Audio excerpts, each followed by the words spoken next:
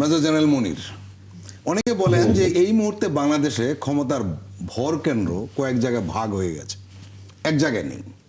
এবং এই যে ভাগাভাগি, ক্ষমতার ভাগাভাগি বা ক্ষমতার ভর কেন্দ্রের ভাগাভাগি, এটি সুষ্ঠু নির্বাচনে সামনে বাধা হতে পারে অথবা জামালা তৈরি হতে পারে। যেটা প্রফেসর নঈম বলছিলেন যে ইঞ্জিনিয়ারিং কথা আসছে, নির্বাচন ইঞ্জিনিয়ারিং কথা।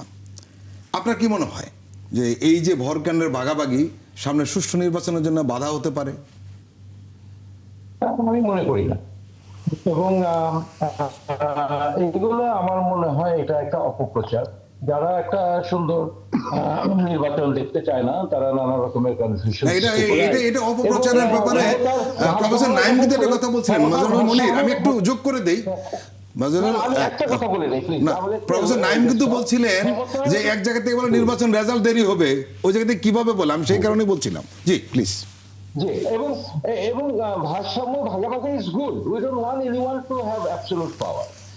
এবং এটা এই ভারসাম্যটা ইজ ভেরি ইম্পর্টেন্ট। এবং সশস্ত্র বাহিনী এবার ম্যাজিস্ট্রেসি পাওয়ার নিয়ে আছে। বারে বারে সশস্ত্র বাহিনী প্রমাণ করেছে তারা গণতন্ত্রের পক্ষে, তারা জনগণের বন্ধু। নানা ন্যাচারাল ডিজাস্টারে 91 ইলেকশন বলেন, 2007 সাল বলেন, 2024 সাল বলেন, অলওয়েজ ইউ হ্যাভ টু। 91 সালে যখন জেনারেল ইরশাদ জালালউদ্দিন বললেন যে we cannot provide you any support, তখনই কিন্তু এই পরিবর্তনটা আসে।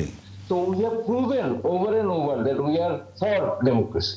এবং পরবর্তী সরকার যখন আসবে, আমরা we don't want to see absolute power. আমরা চাই যে এই ক্ষমতার ভারসাম্যটা থাকবে, এটা ভাগাভাগি হবে সবার মধ্যে, যাতে যে কোনো একজন ব্যক্তি কেন্দ্রিক ক্ষমতা যাতে ভবিষ্যতে না হয়। সো আমি মনে করি রাইট। আমি শুধু একটু অ্যাড করি জেনারেল আখন্দের সাথে, শুধু একটা জিনিস অ্যাড করি, জেনারেল আখন্দের সাথে একটা জিনিস অ্যাড করি। যারা বলছে যে ক্ষমতা বর কেন্দ্রের ভাগাভাগি হচ্ছে, তারা এটা একটা সোশ্যাল মিডিয়া ভিত্তিক একটা গ্রুপ, একটা বট বাহিনী বলে, এটা ওরা বলছে। এখন আপনার ক্ষমতা বর কেন্দ্রের ভাগাভাগি, এগুলো হলো সোশ্যাল মিডিয়ার একটা অপপ্রচার। এইগুলা বলে এই যে নির্বাচনকে আপনার এই যে ক্ষতিগ্রস্ত করা, এটা আমি মনে করি না যায়। আর 1991 সালে জাস্টিস রৌফ সাহেব ছিলেন, এবং 1996 সালে আবু হেনা সাহেব ছিলেন, এবং 2001 সালে সাইদ সাহেব ছিলেন। ওনাদের যে নির্বাচনটা হয়েছিল, সেই নির্বাচনের একটা মডেল কিন্তু আমাদের সামনে আছে। আমরা নির্বাচন কমিশনকে বলবো যে 1991-এ, 96-এ এবং 2001-এর নির্বাচনটার দিকে একটু আপনারা খেয়াল করুন। তাদের যে কমিটিগুলো ছিল এবং তাদের যে কার্যকলাপ ছিল, সেগুলোর দিকে একটু খেয়াল করুন। এবং যে সমস্ত কথাবার্তাগুলো উঠছে, আপনারা ইলেকশনে আপনারা কাউন্টিং করতে দেরি করবেন, এটা জাতির কাছে স্পষ্টভাবে বলুন যে এটা দেরি হওয়ার পিছনে কারণটা কি। অর্থাৎ প্রশাসন সরকারের পক্ষ থেকে কোনো ধরনের যাতে এমন কোনো বক্তব্য না আসুক যেটা কারণে সাধারণ মানুষের মধ্যে দ্বিধাদ্বন্দ্ব তৈরি হয়। ডক্টর নঈম, আমাদের আসলে সময় খুবই কম, আপনি যদি অল্প করে বলেন, তারপর হচ্ছে ডক্টর জাকারিয়াকে দিয়ে আমরা শেষ করতে চাই। আমি যেটা বলতে চাচ্ছিলাম এটা একটু শেষ করি। ফলাফল কিন্তু যে সেন্টারে ইলেকশন হচ্ছে সেইখানে ইলেকশন শেষ হওয়ার সাথে সাথে কাউন্ট শুরু হবে। রাইট। আমার ভোটার বেড়েছে, আমার ফলাফল দিতে অনেক সময় লাগবে, নো ডাউট। কিন্তু ফলাফল দিতে দেরি হবে, এটা এমন ভাবে আমাদের কাছে এসছে, মনে হচ্ছে যে আমরা কয়েকদিন সময় নিয়ে গিয়ে ফলাফল দেব। এই ইমপ্রেশনটা কেন তৈরি হলো?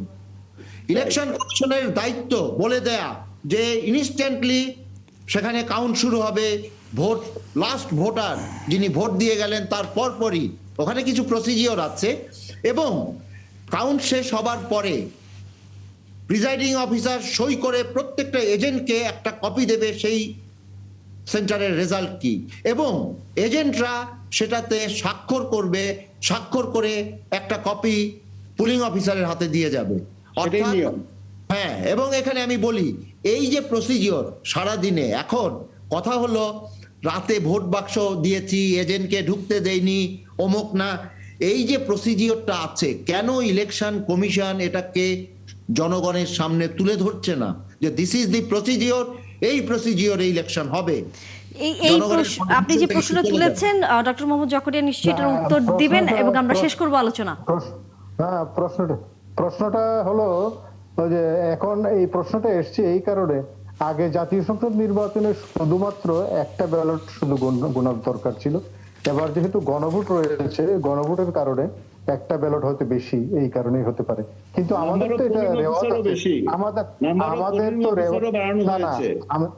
বাড়ানোর এই কথা বলছি না, যেমন আমাদের এগুলোর রেওয়াজ আছে, যেমন ইউনিয়ন পরিষদের নির্বাচন হয় বা সিটি কর্পোরেশন বা পৌরসভার ইলেকশন, এই সবগুলোতেই তো ব্যালট অনেক বেশি থাকে, এবারের চাইতেও বেশি থাকে, কারণ ওখানেও তো তেমন দেরি হয় না, মোটামুটি একটা সঠিক সময়ই এই গণনা শেষ হয়ে যায়।